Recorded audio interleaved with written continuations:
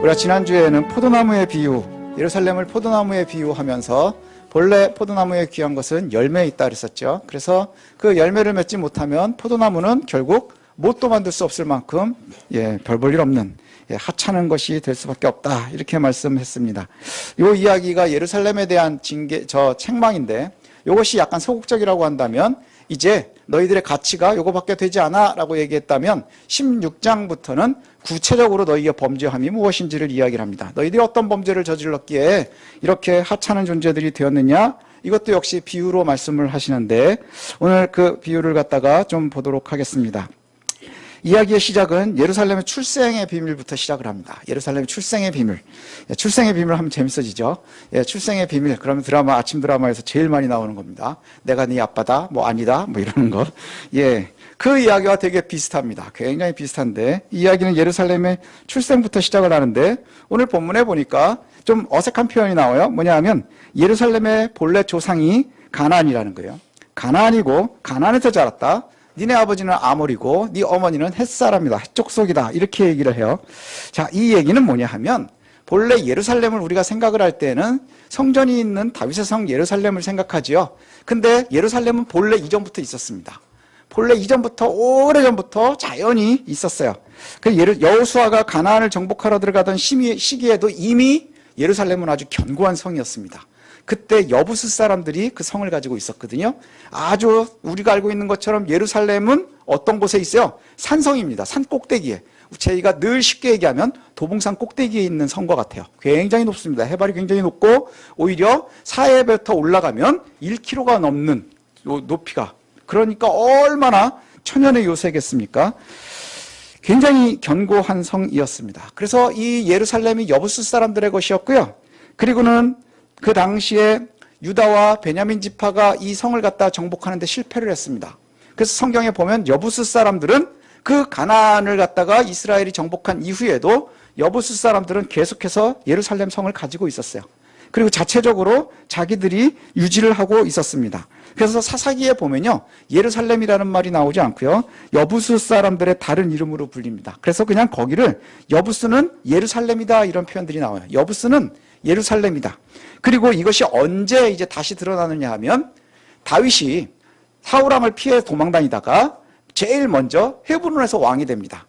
헤브론에서 유다의 왕이 되었다가 후에 사울이 죽고 온 이스라엘이 다 다윗을 왕으로 세우거든요. 그러니 헤브론에서 유다의 왕으로 있었던 다윗이 12지파 전체의 왕이 되면서 새로운 왕의 도시가 필요했어요.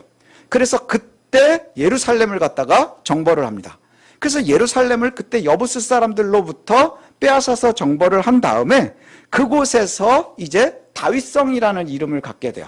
예루살렘 여부스 이름을 갖고 있었는데 여기를 다윗성이라 이렇게 부르고요. 그 다윗성, 거기에서 이제 비로소 왕의 도시가 되는 겁니다. 왕의 도시가 되고, 그리고 나서는 다윗이 굉장히 오랫동안 떠나 있었던 여호와의 언약궤, 언제부터 떠나 있었어요?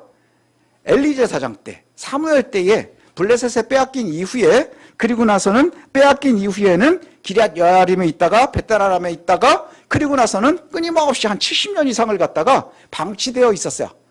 방치되어 있었던 그 여호와의 언약궤를 두 번에 걸쳐서, 처음에 도전했을 때는 사람들이 죽으면서 두려워서 또 방치해놨다가, 그리고는 두 번에 걸쳐서 결국은 여호와의 언약궤를 예루살렘으로 가지고 들어옵니다.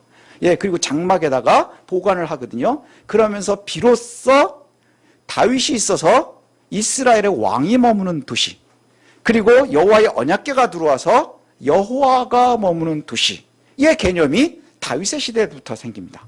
그러니까 예루살렘은 본래부터 그렇게 거룩한 성도 아니었고 하나님의 도성도 아니었어요.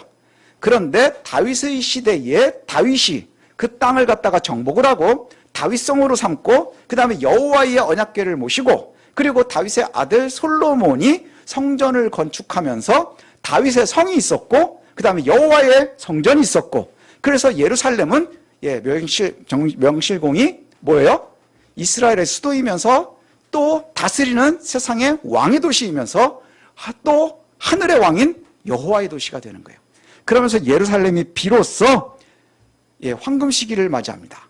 하나님의 도성이라고 하는 이 이름을 갖게 되고요. 사람들은 그때부터 뭘 믿기 시작하느냐? 여호와의 성전이 있고, 그 다음에 여호와께서 다스리시던 다윗의 후손들이 다스리는 이 예루살렘은 절대로 멸망하지 않을 거야 하는 시온의 신학, 그 다음에 성전의 신학이라고 하는 개념이 생기게 됩니다. 예, 이런 역사의 배경을 보면 이스라엘은 하나님이 본래 선택을 하셨어요. 그죠? 이스라엘이라고 하는 민족은 하나님이 아브라함을 통해서 선택을 하셨습니다. 근데 예루살렘이라고 하는 성은 그렇지 않아요. 예루살렘이라고 하는 성은 그 뿌리가 뭐예요? 이교도예요. 아모리예요. 아모리 족속들의 도시였다는 것이에요. 아모리 족속들의 도시. 그래서 예루살렘이 요충지로서의 도시이기는 하지만 하나님의 사역에 기초했었던 도시는 아니라는 거예요. 예, 이전에 아브라함이 이삭을 바쳤었던 곳이 그곳이다라고 의미를 부여하지만 그것도 또 여러 가지 의견들이 있습니다. 그러니 여기에서 오늘 본문에 에스겔이 하는 이야기는 뭐예요? 너희가 본래 가나안이라, 너희 아버지는 아모리라, 너희 어머니는 햇사람이라. 이런 표현은 뭐냐면 니네들이 근본 별 볼 일 없었어 이겁니다. 이스라엘 민족이 아니라 예루살렘 성을 갖다 이야기하는 거예요. 예루살렘 성 너희들은 진짜 별 볼 일 없었어. 그러면서 이것을 갖다가 어떻게 표현하느냐 하면 너는 태어날 때부터 버려진 아이야. 너희는 태어날 때부터 버려진 아이야. 그래서 예루살렘은 오늘 본문에 보면 태어날 때부터 피투성이일 때 이미 버려졌습니다. 그래서 배꼽에 탯줄도 자르지 못하고 물로 씻겨지지도 못하고 그 다음에 그 당시에는 태어나면 기름과 소금을 발랐대요. 정결 예식을 주로 하는데 소금도 발라준 이가 없고 심지어 강보로 싸준 아이들도 없이 그냥 길거리에 버려져서 버둥버둥거리고 있었다는 거예요. 이런 이미지가 바로 이전의 예루살렘입니다. 그런데 여호와께서 지나가시다가 그 아이를 본 거예요. 버려진 아이를. 버려진 아이를 보고는 하나님께서 뭐라고 말씀하시느냐? 네가 피투성이로 버렸지만 살아라.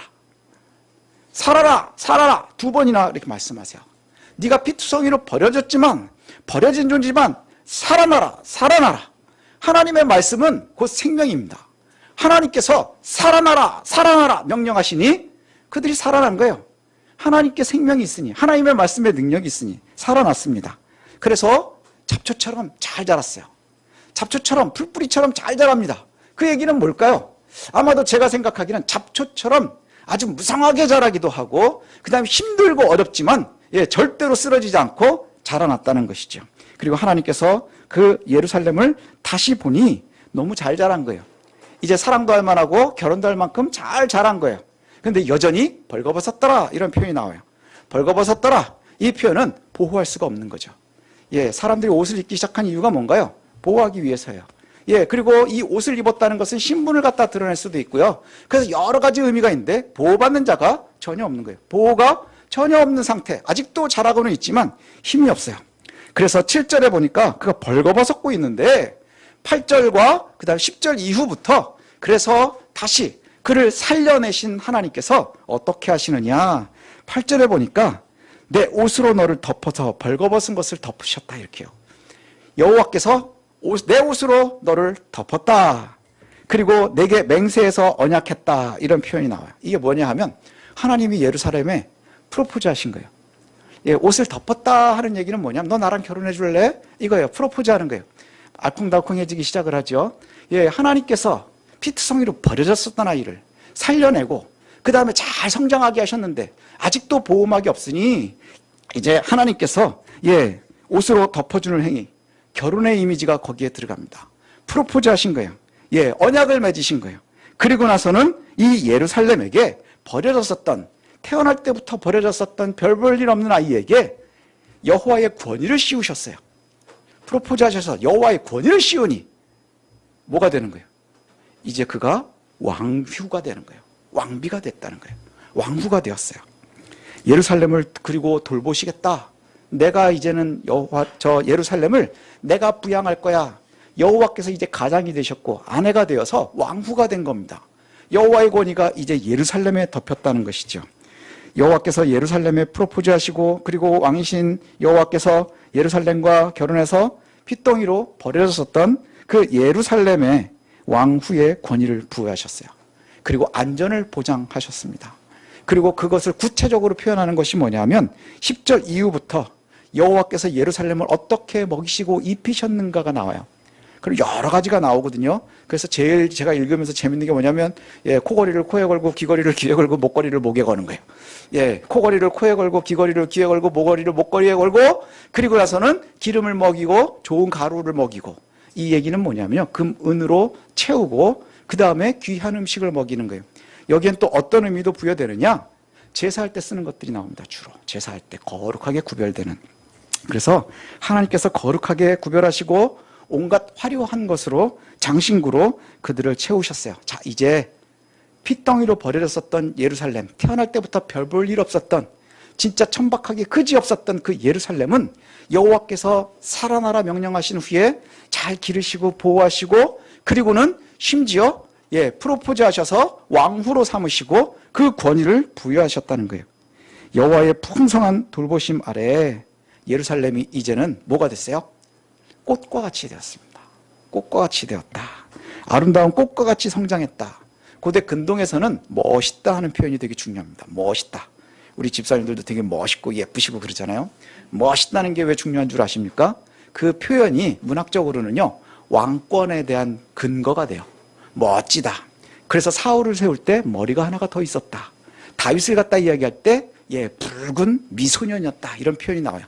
잘생겼다는 개념이 뭐냐 하면 그냥 우리가 생각하는 잘생긴 개념을 뛰어넘어서 왕의 권위를 갖다 이야기할 때 하거든요. 근데 왕후의 권위도 마찬가지인 거예요. 꽃과 같다.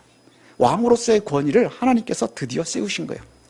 그리고 예루살렘의 권위는 어디서부터 나오는 거예요? 예루살렘의 권위는 하나님께서 살리셔서 시작되는 거예요. 너희들이 근본은 별 볼 일 없는데 하나님께서 살리셨어.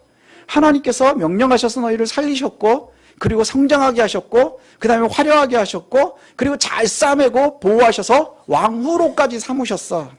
이게 지금 하고 있는 말씀이에요. 이게 역사적으로도 맞닿아 있습니다. 다윗의 시대에 하나님께서 다윗을 통해서 예루살렘을 건지셨고, 그리고 솔로몬 시대에 가장 화려하게 보호하셨어요. 그래서 주변에 있는 다윗과 솔로몬의 시대에 보면 주변에 있는 모든 사람들에게 그 권위가 어마어마하게 올라갑니다. 뭐 다른 아수르나 바벨론이나 이집트에 비할 것은 아니지만 그래도 견줄 만한 신흥 강국으로 큰 권위를 갖게 됩니다. 이것을 갖다 우리가 뭐라고 하느냐? 이걸 은혜다 이렇게 얘기를 해요. 은혜.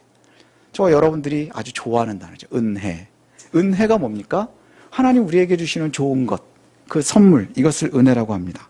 아무 자격도 없는 우리를 하나님께서 부르시고 또 믿음을 주셔서 하나님을 아버지라 하는 것, 이것을 우리가 은혜라 이야기를 합니다. 여호와의 권위를 우리에게 부여하셔서 왕후로 삼으시듯 우리에게 믿는 자의 권위를 부여하셨다는 거예요. 또 자녀로서 우리를 양육하실 것, 그래서 우리를 보호하시겠다 또 약속하셨다는 것이지요. 그래서 내가 너희를 보호할 거야 라고도 약속을 하세요. 우리는 하나님의 은혜로 선택됐고 또 하나님의 은혜로 하나님의 자녀로서의 신분을 갖게 되었고 특권을 갖게 되었고 보호하심을 받게 됩니다. 그래서 예루살렘과 저와 여러분은요, 하나님의 은혜로 세상이 모두 부러워하는 아름다운 성이 된 겁니다. 그런데 문제는 뭐냐? 이 풍성한 은혜를 모두 잊기 시작했다는 거예요. 잊어버리기 시작했다는 거예요. 하나님의 선택과 하나님의 은혜를 잊기 시작했다는 것이죠. 그리고 하나님의 선택받은 사람다운 삶을 그리고 행동을 하지 못합니다. 그게 뭐냐? 은혜를 음행으로 갚기 시작했다 이렇게 얘기를 해요. 오늘 음행이라고 하는 것은 우상숭배를 갖다 이야기합니다. 구약 성경에서는요, 음행하는 것, 남편이 아내를 배신하는 것, 아내가 남편을 배신하는 그 음행, 이것을 갖다 하나님이 우상숭배로 많이 비유하시거든요. 우상숭배하는 것. 예루살렘은 하나님께 은혜를 받고 누리고 그 권위로 아름다움을 누렸습니다. 그리고 그 권위를 받고 그것으로 행복해질 수 있었습니다. 근데 문제는 뭐냐? 자신이 지금 가지고 있는 왕후의 권위, 그 다음에 그 화려함, 그 다음에 가지고 있는 그 모든 것을 가지고 그것으로 지나가는 모든 자와 더불어 음란을 행했다. 더불어 음란을 행했다. 왕후의 지위에 오른 예루살렘이 하나님 주신 은혜를 남용하는 거예요. 어디에 남용하느냐? 우상 숭배하는 데다가 남용했다는 거예요. 그래서 결국엔 고귀한 왕후라는 사람이 이제 가증스러운 음료로 추락하는 것. 무엇 때문이냐? 받은 바 은혜로 누리지 못하고 그것을 음란함으로 추락시켜버렸기 때문입니다. 예루살렘의 우상숭배는 이전과 이후에선 찾아볼 수 없는 악행이다. 성경이 그렇게 얘기해요. 전무후무하다. 이런 일이 없다. 또 예루살렘의 잘못한 것을 뭐라고 표현하느냐 하면 하나님께서 아름다운 옷으로 입혀주셨어요.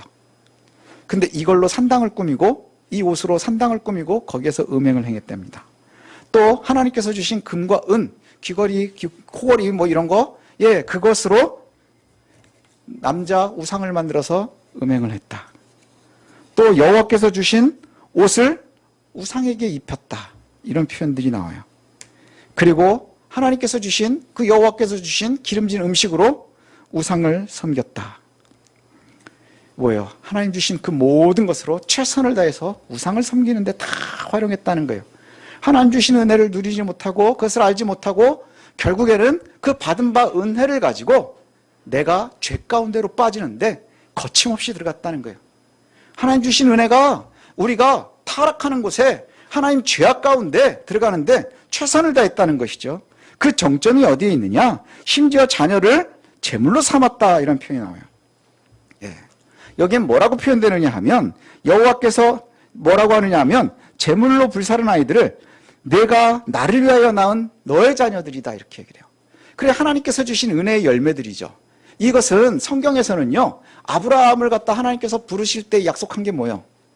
땅과 자녀입니다. 땅과 자녀. 자녀는 하나님께서 주시는 복의 가장 큰 상징이에요. 가장 최상의 열매가 하나님 우리에게 주시는 자녀입니다. 그런데 옷도 장신구도 다 귀하죠. 그런데 하나님 주신 가장 큰 은혜는 뭐냐 하면 자녀인데, 그래서 내가 나를 위해서 낳은 너희의 자녀들, 그 자녀들, 하나님 주신 축복의 대명사인 그 자녀들을 어떻게 하느냐? 우상숭배를 위해서 불 가운데로 지나가게 했다. 이런 표현. 우상숭배를 위해서 불 가운데로 지나가게 했다. 결국에는 하나님 주신 옷을 가지고 우상숭배를 했고, 하나님 주신 그 문 보화를 가지고 우상을 만들었고, 하나님 주신 옷을 가지고 우상을 입혔고, 하나님 주신 양식을 가지고 우상을 섬겼고, 그리고 하나님이 주신 가장 큰 축복인 자녀를 우상에게 바쳐버린 거예요. 불로 바쳐버렸다. 하나님 은혜로 맺은 최고의 언약의 선물을 우상 삼는 제물로 삼아버렸다. 이 사실들이 상징이나 은유의 표현으로만 끝나는 게 아니라 실제로 성경에 보면 역사적인 사건으로 그것을 갖다가 말씀합니다.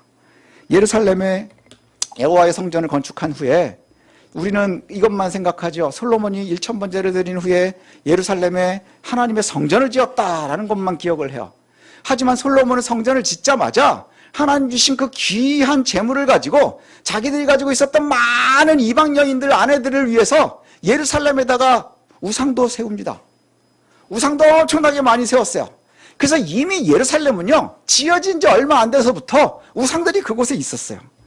그리고 심지어는 또 그곳에서 신전을 갖다 만드는 데다 사용을 했고 자식들을 희생제물로 삼는 흔적들이 나옵니다. 그래서 열왕기 하에 보면 아하스 왕이, 므낫세 왕이 실제로 자녀를 불 가운데로 지나가게 하는 하나님 가장 싫어하시는 짓을 행했다는 거예요. 그런데 더 슬픈 일이 뭔지 아십니까? 이 기록은요 예레미야 시대 때까지도 있었다라고 얘기해요. 예레미야 시대까지도 만연했답니다. 예레미야 7장에도 나오고 19장에도 나오고요. 그 다음에 32장에도 나와요. 아들과 딸들을 몰렉에게 바쳤구나. 그 얘기는 심지어 하나님께서 주신 가장 큰 복을 가지고 너희들이 죄 짓는 곳에 가장 오래 있었구나. 여호와의 백성은 지속적으로 산당을 좋아했어요. 예루살렘보다 산당을. 왜 그럴까요? 왜 예루살렘 성전보다 산당을 더 좋아했을까요? 지금 하나님께서 주신 옷을 가지고서 산당을 만들고 거기에 우상을 만들고 뭐 이런 얘기 하잖아요. 왜 산당을 훨씬 좋아했느냐? 거긴 형상이 있거든요. 거기엔 뭔가 형상이 있어요. 예루살렘 성전에는 아무것도 없어요. 여호와의 언약궤가 있다고 하는데 가려져서 볼 수도 없어요. 거기는 그저 제사만 지낼 뿐이고요. 여호와의 이름도 뭔지 몰라요. 어떤 신인지도 알 수 없어요. 그런데 산당에 올라가면 거기에 보면 작은 우상들이 있어요. 그래서 에스겔에도 제일 먼저 보면 산당에 너희들이 따라 올라가서 우상에게 절하고 우상을 만들고 너희들이 그곳을 좋아하는구나 라고 얘기해요. 왜요? 우리의 눈에, 우리의 수준에 맞는 뭔가가 보여지기 때문인 거예요. 그래서 산당을 너무너무 사랑합니다. 그리고 자극을 너무 좋아합니다. 은혜를 자극으로 오해하지 마십시오. 은혜를 자극으로 오해를 하는 거예요. 그러니 예루살렘 성전에서는 자극이 별로 없어요. 근데 산당에 올라가면 뭔가 감정적으로 자꾸 흔들릴 수 있는 것들이 만들어진단 말이에요. 그래서 그 유혹을 벗어나지를 못합니다. 자극이라고 하는 것은 매우 매우 우리를 갖다가 흔들게 만들거든요. 그래서 자극은 점점 더 센 자극이 오기 전에는 절대로 이기지 못합니다. 그 대표적인 게 뭐예요? 약물도 그렇게 중독되는 거고요. 그 다음에 담배도 그렇고요. 술도 그렇고요. 그 다음에 우리의 모든 죄의 흔적들은 자극이 점점 세지는 거예요. 자극이 점점 세지고 그 큰 자극을 이기지 못하면 우리는 더 큰 죄악으로 빠지는 거예요. 처음엔 그저 하나님 주신 옷을 가지고서 산당을 꾸며요. 그 다음에 그냥 조금 갖다가 금은 모아가지고서 우상을 만들어요. 그러다 심지어는 자녀를 불 가운데로 지나가게 하기까지 그 자극에서 벗어나지 못하고 산당을 좋아한다는 거예요. 그 결과를 뭐라고 성경은 표현하느냐? 이제 예루살렘은 여호와의 것이 아니다. 에스겔에서 무슨 표현이 나와요? 앞부분에 보면 하나님이 예루살렘을 떠나버리시잖아요. 근데 오늘 보니까 이제 예루살렘은 여호와의 것이 아니라 음란한 자들의 것이 되었다. 이게 15절에 나옵니다. 15절을 좀 우리가 다시 한번 볼까요? 15절을 보니 제가 읽어드리겠습니다. 그러나 내가 내 화려함을 믿고 내 명성을 가지고 행음하되 지나가는 모든 자와 더불어 음란을 많이 행함으로 내 몸이 그들의 것이 되었구나. 예루살렘이 그 음란을 함께 행하던 그들의 것이 되었구나. 음란한 자들의 것이 되었구나.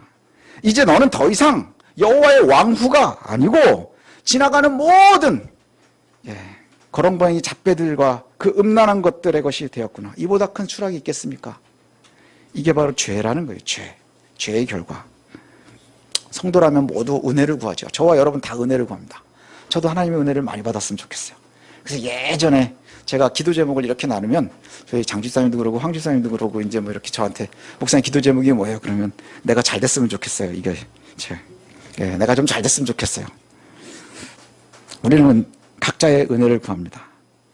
아무 공로 없지만 그리스도의 희생을 의지하고 하나님을 믿으면서 그 은혜를 구합니다. 그래서 하나님의 은혜로 우리가 구원받고 성도다운 삶을 살고자 합니다.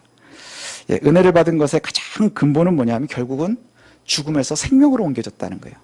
생명이라는 거예요. 살아있음이에요. 하나님께서 주시는 은혜는 우리가 영원한 죽음, 그것이 아니라 생명에 있는 거예요. 화려함이나 그다음에 반짝거리는 거나 그다음에 좋은 옷으로 덮는 게 아니라 살아있음, 생명, 여기에 있는 것이죠. 마치 핏덩어리로 버려진 아이가 죽지 않고 은혜로 살아서 왕후의 자리까지 오른 것, 이게 바로 여호와 하나님께서 주신 은혜라는 거예요. 살아있기 때문에. 근데 그 받은 은혜로 지나가는 자들과 음행을 했다. 하나님께서 주신 그 모든 은혜, 우리는 각자의 은혜가 있을 텐데 그것으로 음행을 했다. 이건 뭐냐 하면 제가 정리를 해보니까 이런 것 같아요.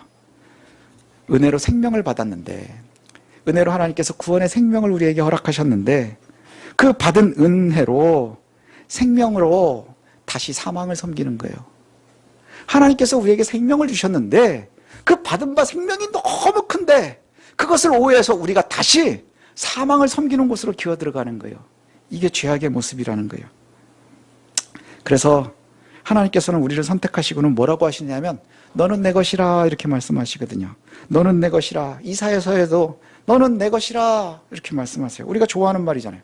하나님께서 우리를 선택하시고 뭐라 그러셨다고요? 너는 내 것이라 이렇게 약속하셨다는 거예요. 그런데 그 은혜를 다 경험한 후에 그것을 알고 나서는 다시 사탄을 찾아가서 나는 당신의 것입니다 라고 엎드리는 것과 다르지 않다는 거예요. 나는 당신의 것입니다. 그리고 죽음을 소망하는 것, 이것이 바로 우상숭배라는 것이죠. 기독교인들은 한 사람도 빠짐없이 여호와의 은혜를 구합니다. 은혜를 구해요. 각자 원하는 은혜의 모양과 모습들이 조금씩 다를 수 있지만 결국에는 하나님의 은혜를 소망하고 하나님 주시는 영원한 구원을 소망하고 생명을 소망합니다. 하나님께서는 핏덩이로 버려졌었던 아이를 살아라, 살아라 명령하시고 돌보시고 세우셔서 왕으로까지 삼으셨어요. 그리고 그 권위까지도 부여하셨어요. 근데 그 권위가 내 건 줄 알고 내 마음대로 우상 숭배하는 곳에, 그 다음에 음란한 곳에 다 사용해버리고 말았다는 거예요. 결국엔 여호와의 백성이 아니라 다시 우상 숭배를 하는 우상들의 소유가 되어버리고 말았다는 것이죠. 제가 얼마 전에 읽던 책에 이런 표현들이 나오더라고요. 이 세상에 유일하게 존재했었던 무고한 사람이, 이 세상에 유일하게 무죄했었던 사람이 하나 있었는데, 그 사람이 재판에 부당한 형을 받고 사형을 당했습니다. 그런데 그가 학대당하고 채찍에 맞고 십자가를 졌어요. 무죄한 자가. 십자가의 대못이 살아있을 때 그 저 신경을 뚫고 손과 발을 관통하면서 십자가에 매달려야 됐고, 그리고 죽을 때까지 십자가에 매달려 있어야 됐습니다. 하나님께서 왜 이런 일을 하셨을까요? 우리가 생각하는 하나님은 선한 자는 복을 받아야 되고 악한 자는 벌을 받아야 됩니다. 그런데 왜 유일하게 무죄한 자가 십자가에서 이 고통을 받고 죽어야 됐을까요? 이것을 공의로운 하나님이 왜 허용하셨겠느냐 하는 거예요. 왜 허용하셨을까요? 어째서 사랑의 하나님이 자신이 사랑하는 아들을 이런 고난 가운데 그냥 노출시켜버리고 말으셨을까요? 왜 그래야만 했을까요? 그게 바로 죄의 무게라는 거예요. 그게 바로 죄의 무게라는 거예요. 저와 여러분의 죄의 무게.